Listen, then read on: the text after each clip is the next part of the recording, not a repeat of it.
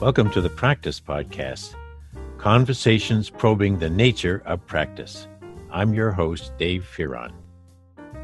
Peter Vale and I continue to be speculative and appreciative of the nature of practice. In this instance, however, we had a bit of an epiphany. Peter came to think of practice as an organizing principle, so now am I, and hopefully so will you. So listen in.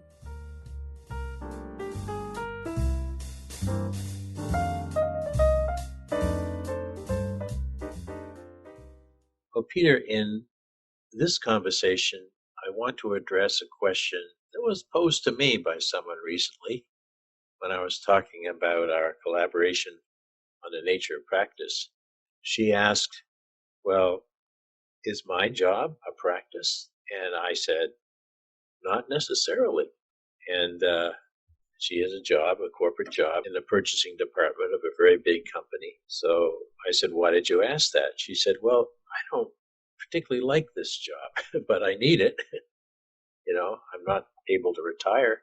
And so I said, well, let me think about that, get back to you. So maybe this conversation we'll have will help a lot of folks who are somewhat confused about the difference between a job or even an occupation, as we have explained it, or at least had conjectures about through these conversations. How would you answer that mid-career woman, the question she posed to me?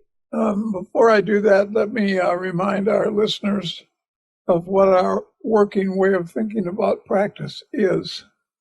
We've repeated it in several of our podcasts, and I think it's especially appropriate to remind them again in this context. What we came up with was the conscious ability to produce fairly consistently and intended results, and to do so across a range of circumstances. I'm having trouble reading my own writing here.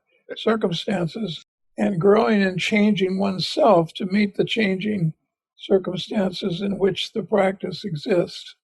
So, in a certain sense, to me, a job can be a practice if you decide to make it a practice, and what you would decide to do in the interest of making it a practice, you would decide to try to be more mindful about producing intended results. You would try to get better and better at that, more and more consistent, and maybe across a broader range of circumstances. And if it is necessary to do the growing and changing of oneself to meet the changing circumstances in which the practice exists. Actually, just literally this morning, I received a text from my young grandson, who is 2 or 3 years into a career in teaching high school English. A brave young man he is in this day and age to become a high school English teacher. But already, only 2 or 3 years, I guess he's in his second year in a high school in Wisconsin. Already he's taking courses from University of Wisconsin Extension. Already 2 years into his practice, here he is growing and changing himself to deal with a particular population of issues that students have that he didn't feel he was as well prepared for as he wanted to be. That's how things have changed. And I told him a brief story about myself as a young undergraduate walking across the University of Minnesota campus and passing a building that had a great big sign on it that said continuing education.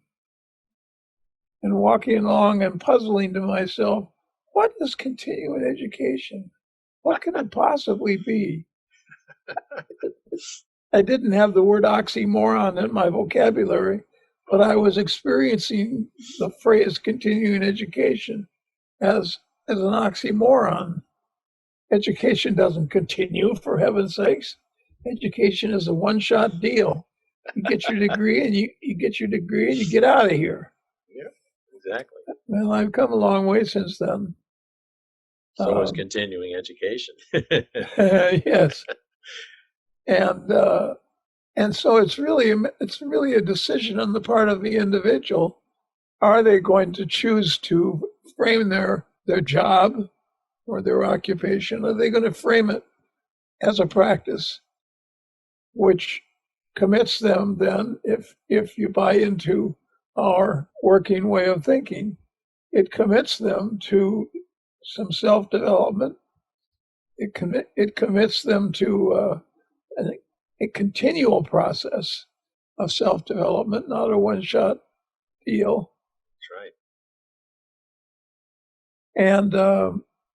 And defined, looked at that way, almost anything could be a practice. You could set out to collect the world's largest ball of string, and if you care to look, there is an entry in the Guinness Book of World Records for the world's largest ball of string.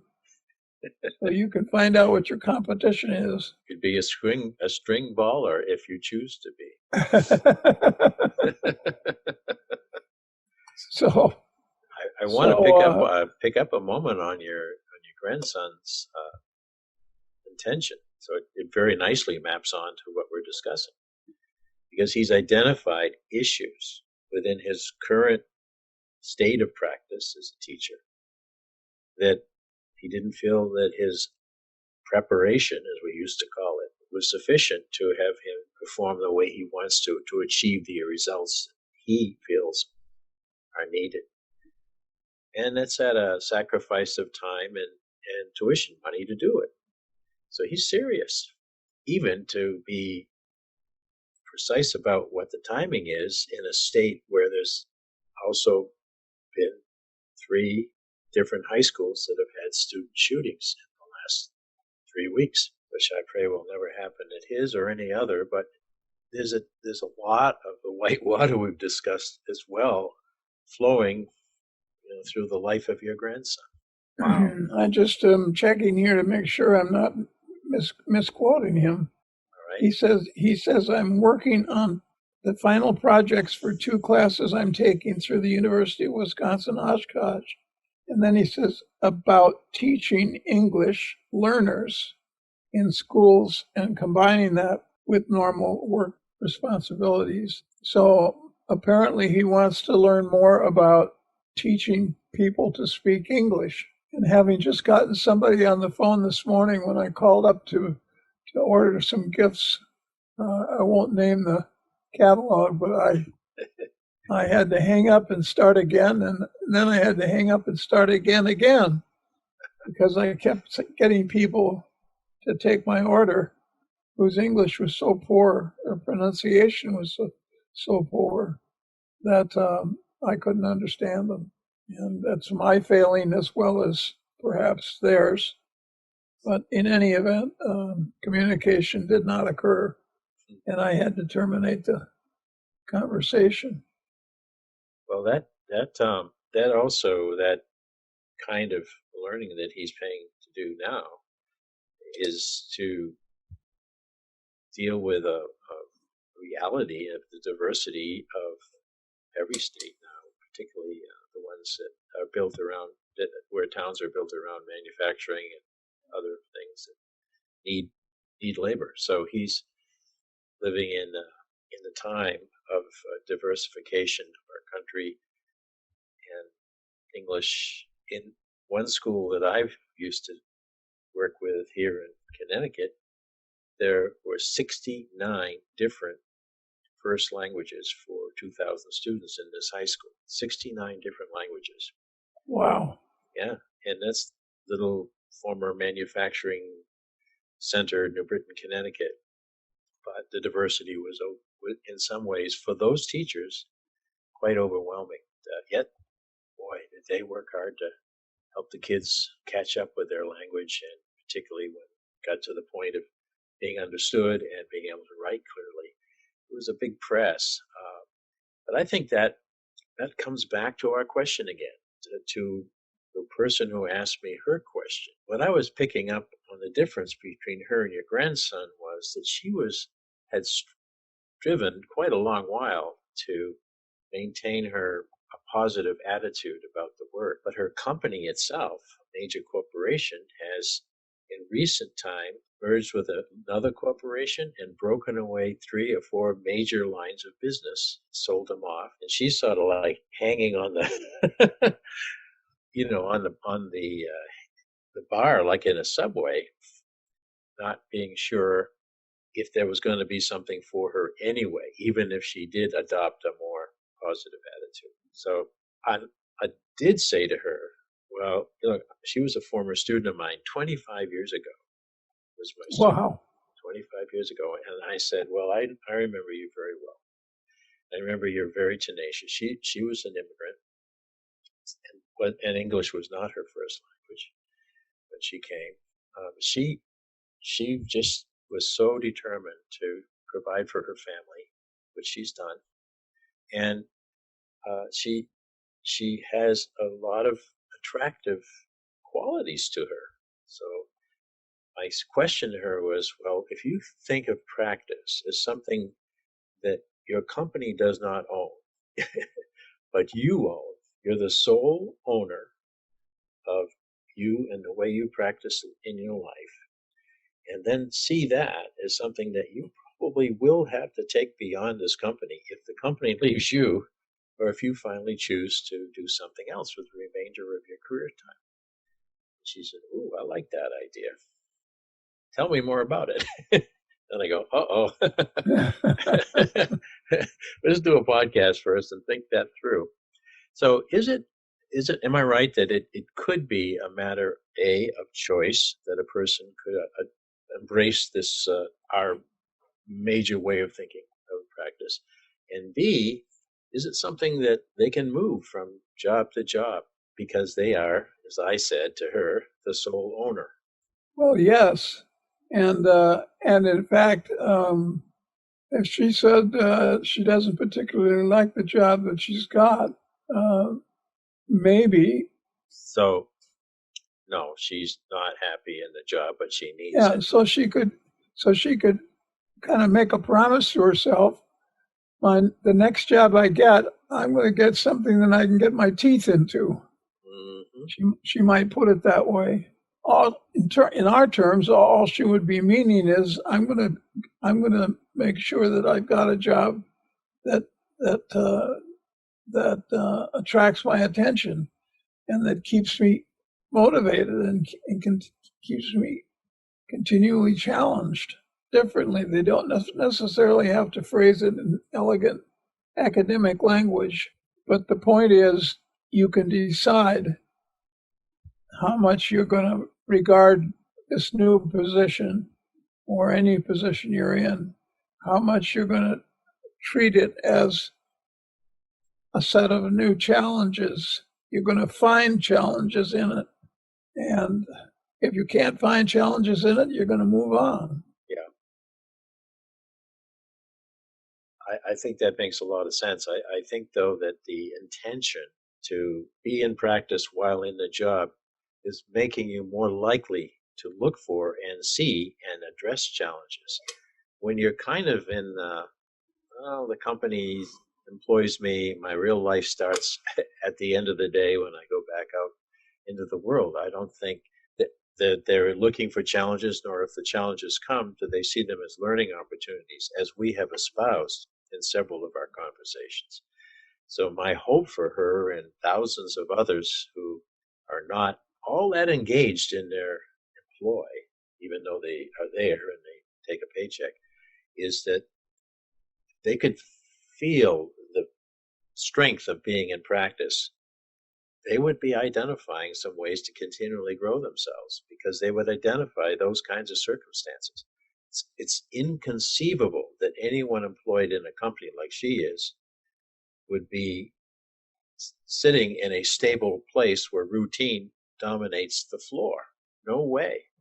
As I said, that company is in constant disruption and change.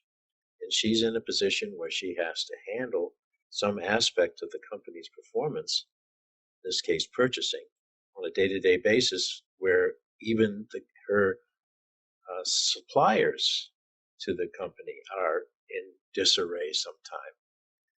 So she could either be exhausted by that, or she could be intrigued by it.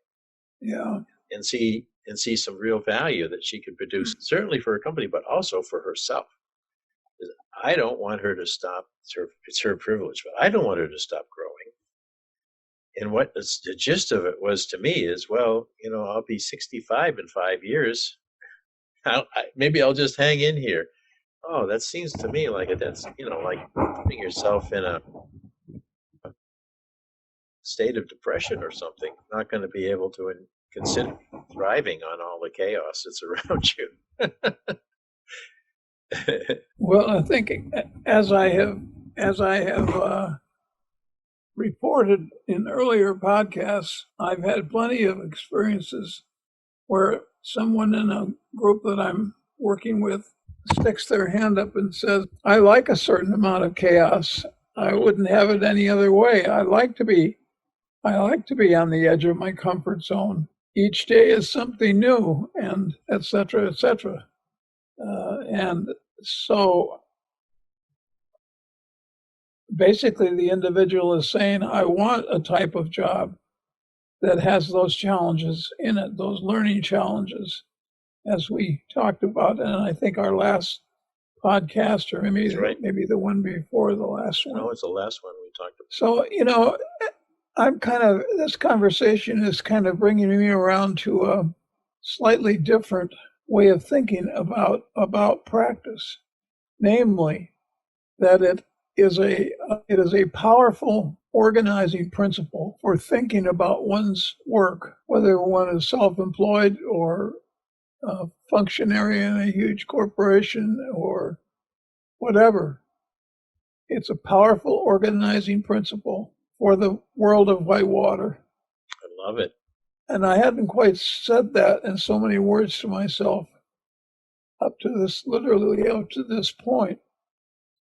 But I kind of like the thought of practice as an organizing principle that can be applied to any activity, really. Any. Some might be more far-fetched, more of a stretch than others. Some might give you more. You might get more support from your immediate environment. I mean, if you become a medical doctor, you're going to get a lot of support for thinking of your work as a practice. Oh yeah. If you're that fabled string collector, you're not going to get much support for thinking of that as a practice. In fact, you might get discouraged. You might get derisive remarks about wasting your time and so forth. Powerful organizing principle. That sounded so right when you said it, Peter. Because if my claim to her, and I've probably said this a few times in our conversations, is that in a way you're the owner of your practice. You almost can see your practice as a personal enterprise, not a small business. I don't mean that per se. I mean that you have found something that has captured your interest and makes you want to do better. And the more you build that, the more likely you are to take that anywhere you think you can get. And in the meantime, don't take any crap from people who want to discourage you, because this is you. This identifies with who I am and what I want to be in the world. Now, I know that's a little bit idealistic, or maybe a lot idealistic, but if that person could have the same intention as your grandson does right now about growing in the job, growing as a person, but also growing a state of practice in the job, I think she could be happy until she retires at 65.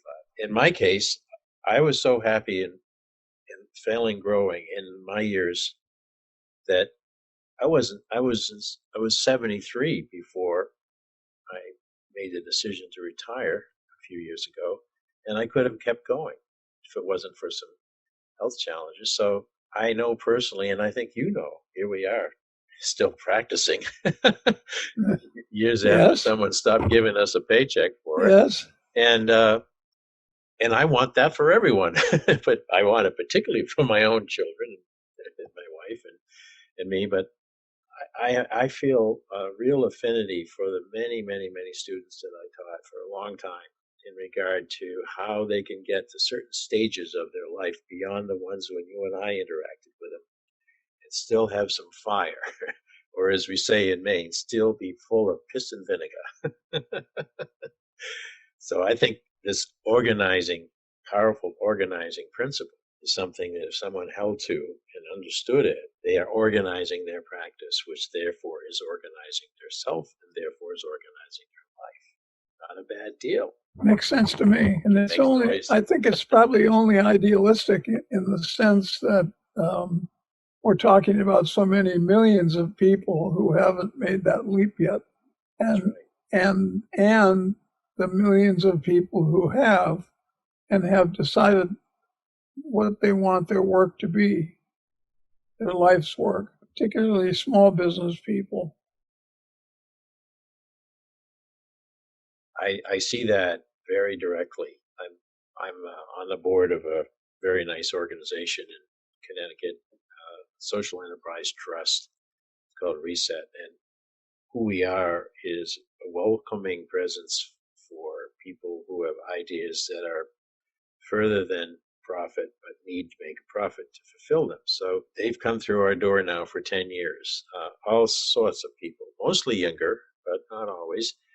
And what distinguishes them is that they have this idea of how they want to fulfill their potential, but they don't choose to do it in a company any longer or not at all. So they come up with a business idea, and we help them nurture it, cultivate it. Like the statistics say, in the small business world, if you have 1,000 starts, maybe 50 to 100 last. But I believe that those that are lasting, because of the ones we have supported, I've seen this. There's a there's a conviction behind the person and those who join her or him, that this is important to their growth and development, their learning. They see Yeah, that, yeah, and they can't wait to test it out in a new market or test it out with a new population. And a lot of them they're in it for the learning, and if they can make a reasonable amount of money doing it, it's a perfect situation for the good that they're doing in the community. So yeah, small business or being what you think of yourself as a cog in a very big wheel. I'm holding out that there's a choice. And let me ask you this then, Peter, about an organizing principle. Back to our conversation about the state of higher education and how things could be done in a way that would really produce a keener learner and a more confident learner. Could we teach the organizing of practice as a fundamental for success? Could that somehow be constructed into a curriculum? Are you saying that an individual needs to have their work in terms similar to what we're calling practice? I'm saying that if they thought of their work and their future work in terms of practice and not just a job or a paycheck or a title that some company gives them, if they could self-identify that they want to develop a practice through life, could they be taught to organize themselves in that way and manage themselves in that way, rather than just having it spontaneously occur in some people and not in a hell of a lot of others? I would say yes. I would say it would be, with some individuals, it would be quite a challenge. Mm-hmm. But with other individuals, it might be something that was a way of thinking that they had been waiting for years to hear. I have personal experience using my permanent white water idea. I have personal experience with people who literally wait for years to hear a a frame that makes sense to them, and they discover that they've been looking for that frame all along. In my case, the frame of permanent whitewater, where they realize that the whitewater frame captures their experience better than anything else they've come across. And the frame of permanent whitewater matches the somewhat chaotic conditions that they find themselves trying to work in. That's right. And they find themselves freed from blaming themselves for their inefficiencies and their mistakes. I've had so many individuals come up to me and say, I thought it all along, I've thought it was me who was screwing up in this very dynamic, turbulent environment. And I found myself blaming myself for my ineffectiveness. So people are looking for the right frame that helps them to organize their thinking about their work.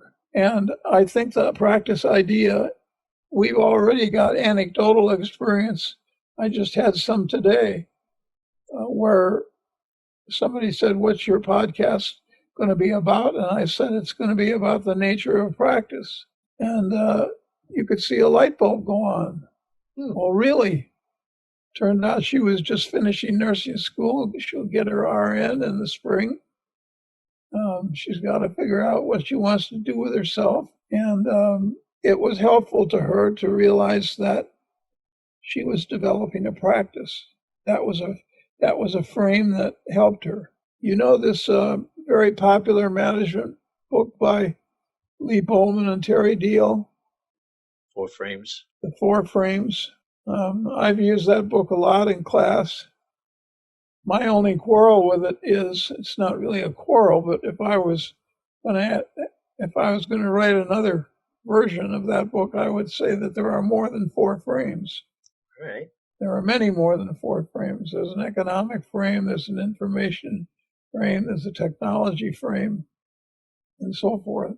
And but the framing notion does capture students' imaginations. It has. I've seen it. It helped. It really does. I've seen it sort of have one of those effects of, oh, there I am. I'm in that frame, and from that feeling of security, I guess is the right word. I'm secured in my sense of this frame. I can go from there. We have Lee and Terry to thank for that book. I'm going to make sure that they both hear our podcast. Maybe we'll get some feedback from them. Is what we are saying then about practice, Peter, in itself a frame? I know whitewater is part of it. A frame to me says, of all the things that you're looking at, I'm putting a square around this. And this, in our case, is an effort as practice versus effort as anything else. I see effort having a different stature in a way.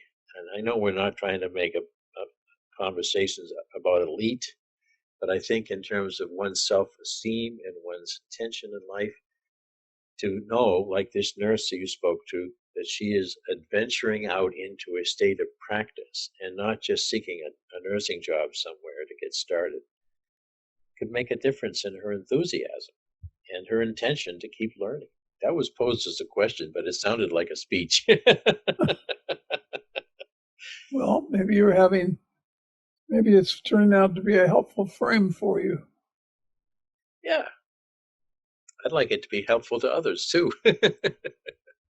So the question in that speech of mine was, are we offering a frame in our way of thinking about practice? Well, I think we are, and you would want to do some editing of it to phrase it in terms of the specific work that is being discussed. If you're a web page designer, that's the work. You're going to phrase your what am I trying to say here? You're going to phrase your way of thinking. This powerful organizing principle is going to be phrased in terms of web page design language, or accounting language, or marketing language, or psychological language. But with that caveat, don't try to apply this very general way of thinking about practice to the particular body of work you're talking about. With that caveat, I think the answer is yes. It can be applied to any body of work. Now, you may decide not to. You may decide that you may find it just kind of tiring to think to be thinking that hard all the time. and you would really rather just be able to kind of go through the motions and let the work carry you along. Right. If you're going to work as a part-time employee during the holiday season upcoming, you probably would just as soon have the work carry you along, and That's right. And not try too hard to make this a transcendent practice for yourself. Although you might decide after a few days in this temporary job that this particular industry or this particular body of work is something that you can, as I said earlier this afternoon, something you can get your teeth into. That's right. You might begin thinking of it deliberately as a practice, and saying to yourself, let me see now, what are the things I need to do in order for this to become more of a practice with more gravity. Carrying power to carry me beyond my temporary employment.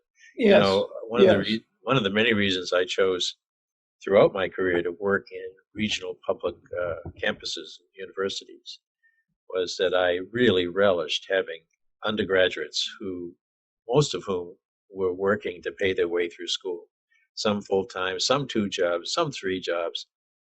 But if I were to stack up the variety of jobs that these students have over the years, they had jobs in just about every type of enterprise, public, nonprofit, and for-profit that you can imagine. And all of that was temporary in most cases. It was a taste of this, and I can get some time in there. But what I was able to do with them is to say, okay, while you're carrying those trays to tables, observe, be a keen observer of how this business is working. Look at the timing between the kitchen and getting to the table and how that affects the customers. And when you're out in the kitchen, get a sense of what it looks like, how many more steaks they may have on hand, because what if a bunch of people come in, put 3 tables together and everyone orders a steak and there's only 2 steaks left. So that was part of my pitch to them, to get their experiential learning tied into what we're doing in the classroom. But I can think of a number of them who, because of those relatively short periods in a particular setting and industry, stayed with it.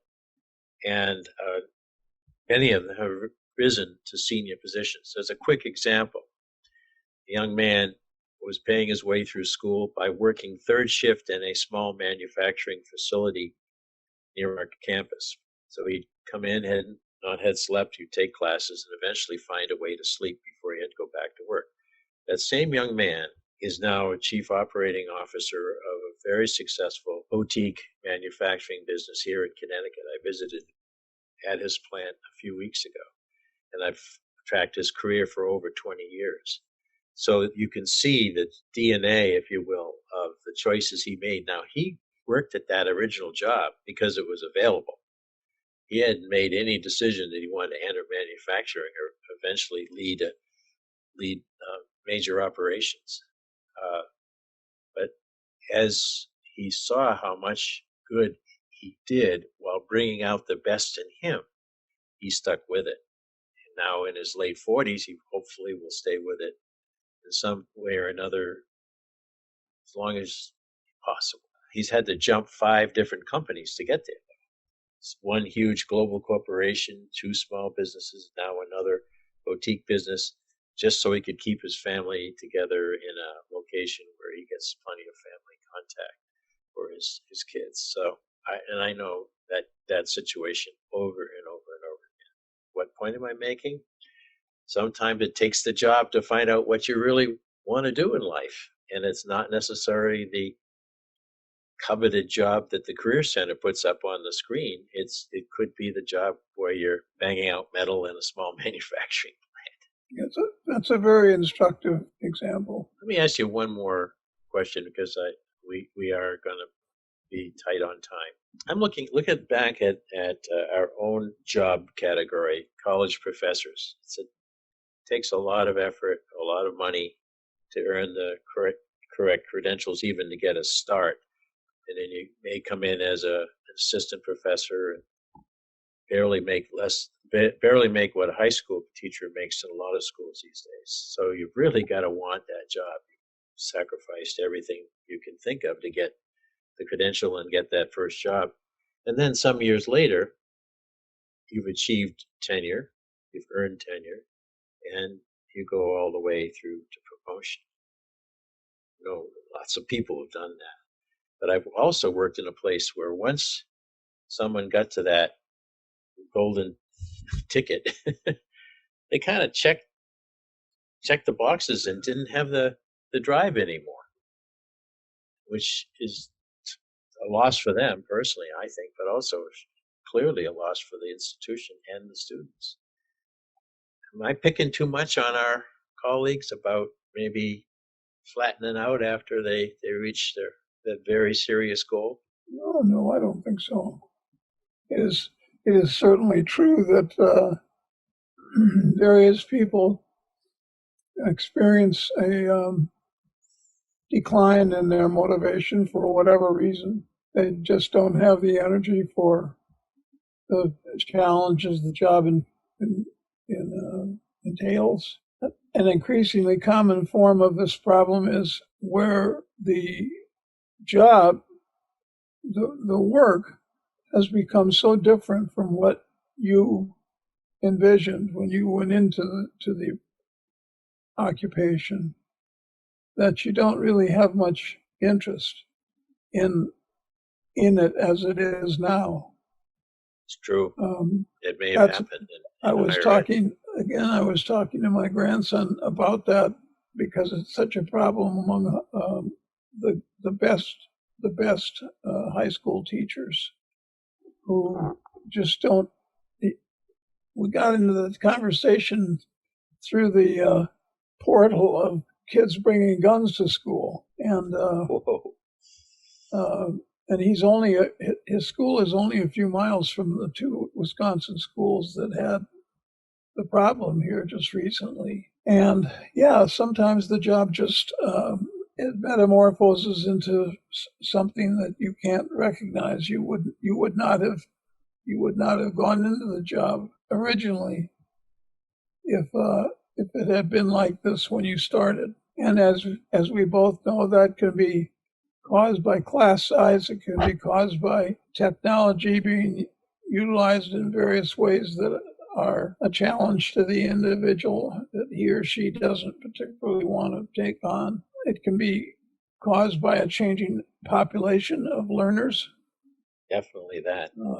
If the learners don't speak English and you spend all of your time helping them to learn English, even though the ostensible title of the course is mathematics, you might say to yourself, I didn't become a math teacher to teach people how to speak English, and start thinking about other opportunities that may be open to you. Well, yeah, if one has become so capable as a math teacher, or in our world as a professor of management, and yet the conditions in that particular setting are no longer appeal or even allow that kind of growth and fulfillment.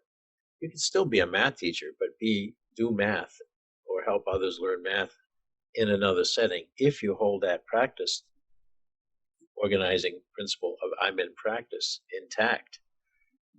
But we also know the pattern where people say, well, I've lost the title in the position as math teacher, so I guess I'm not that anymore. And out they go, and they go out, figure out, something else they can do altogether. Well, that's okay too, except that you've lost all that great power of being strong in math so that you can teach others about it.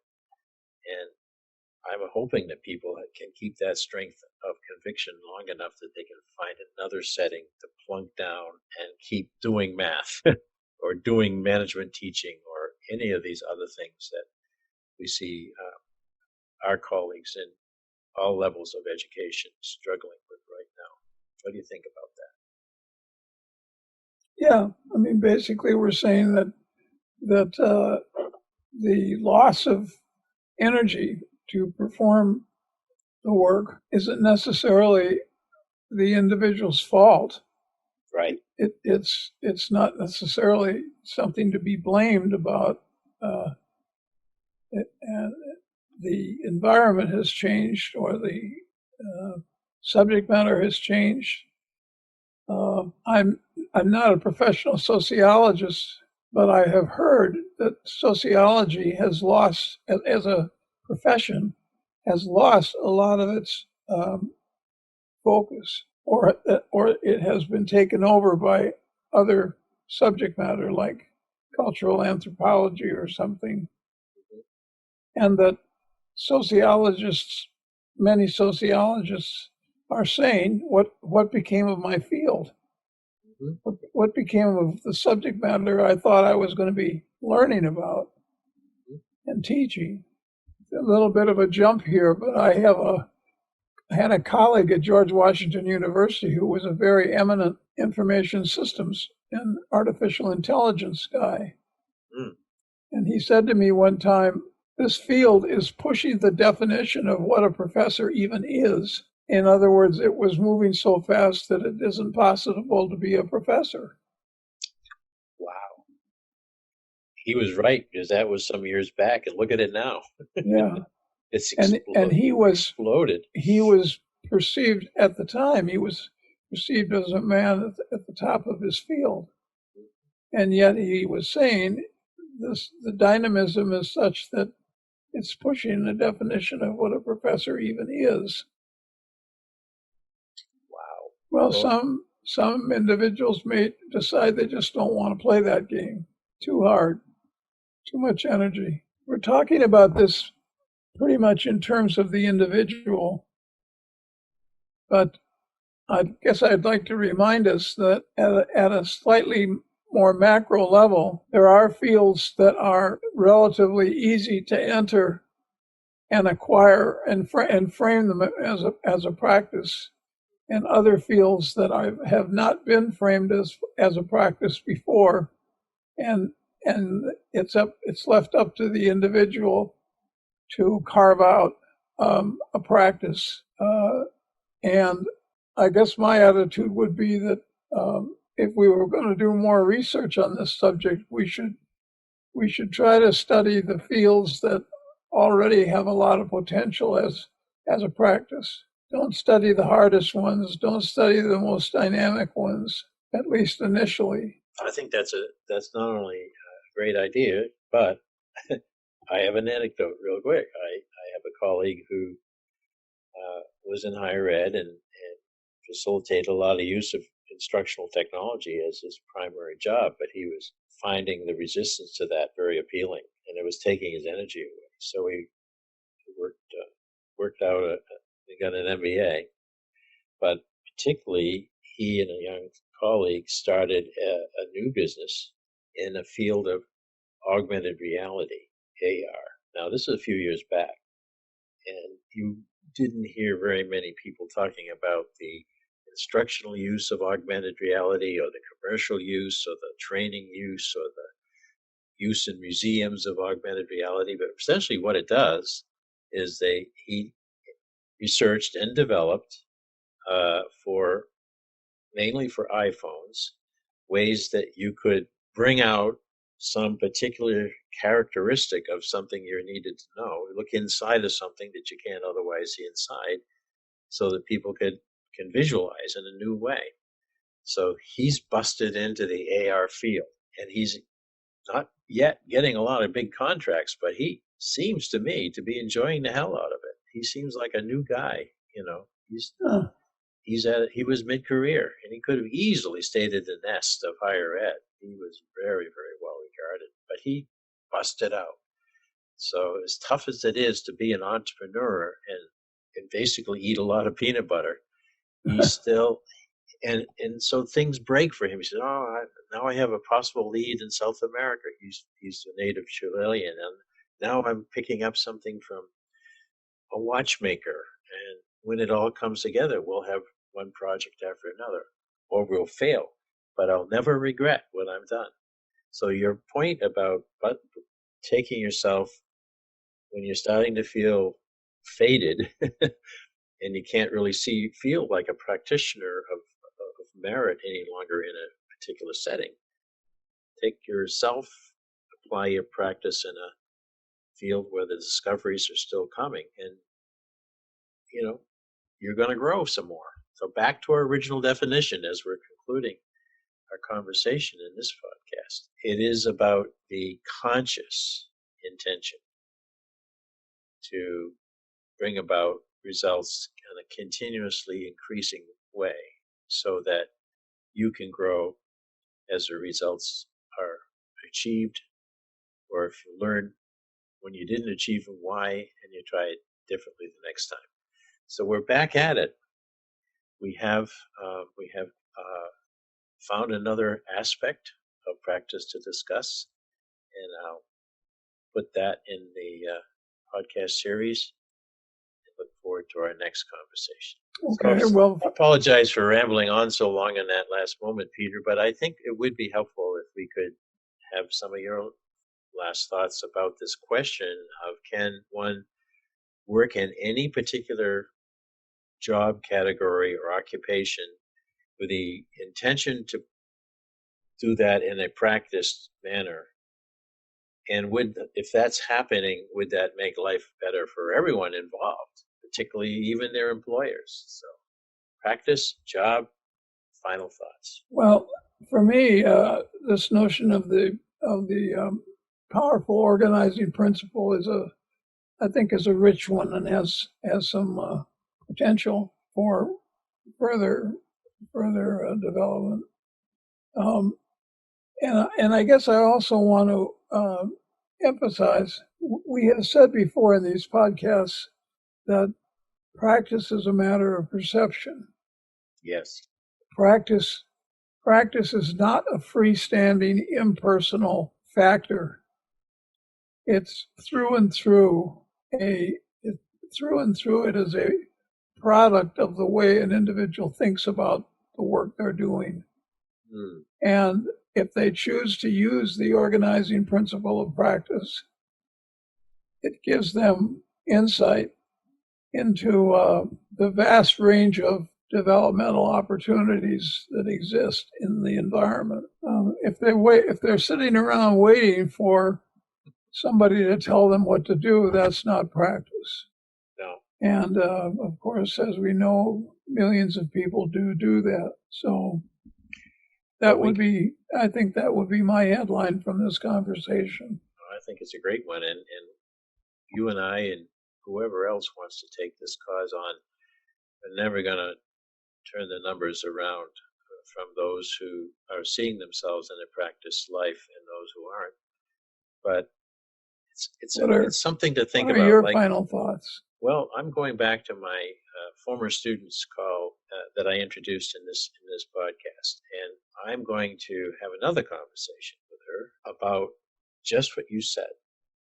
While you're waiting, if you sit around waiting for someone to make your job more manageable, to take the politics out of the job or all the rest so you can have some peace at work, it's not going to happen. Permanent whitewater is there, and it's flowing very fast for your situation. However, if you look around for the developmental opportunities that exist, as you just said, there's so many lessons that you can learn on the spot that you can then wrap up into your ongoing sense of capacity and ability and desire to make a difference and take it out the door at some point if you choose, or if you don't have a choice and you have to go out the door. But think of yourself in practice. And then I have to say, that's only a suggestion. I can't make you be that way, but I really would want it for you. I'd want it for any of our listeners. So thank you, Peter, and another great conversation. Thank you, David, for another great conversation.